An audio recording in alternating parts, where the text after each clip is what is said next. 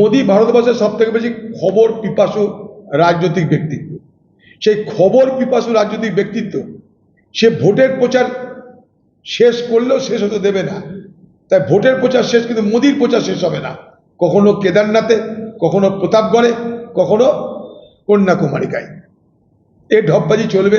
তাই এতদিন হিন্দু মুসলমান হলো, এবার স্বামী বিবেকানন্দের চরণে আশ্রয় নিয়ে সারা দেশ ঐক্যবদ্ধ হওয়ার তার কথা বলবার চেষ্টা করবে।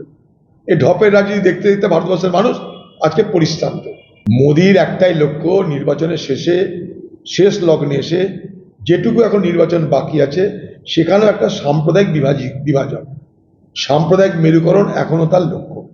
সেই জন্য সবকিছুতে জিহাদ দেখে, সবকিছুতে জামাত দেখে।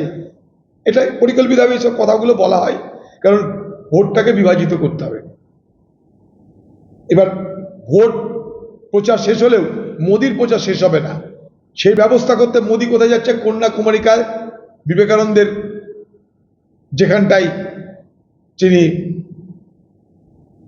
ধ্যান করেছিলেন সেই বিবেকানন্দ রকে গিয়ে তিনি আশ্রয় নেবেন। দুদিনও তিনি খবরে থাকবেন। মোদি ভারতবর্ষের সব থেকে বেশি খবর পিপাসু রাজনৈতিক ব্যক্তিত্ব। সেই খবর পিপাসু রাজনৈতিক ব্যক্তিত্ব সে ভোটের প্রচার শেষ করলেও শেষ হতে দেবে না। তাই ভোটের প্রচার শেষ, কিন্তু মোদির প্রচার শেষ হবে না।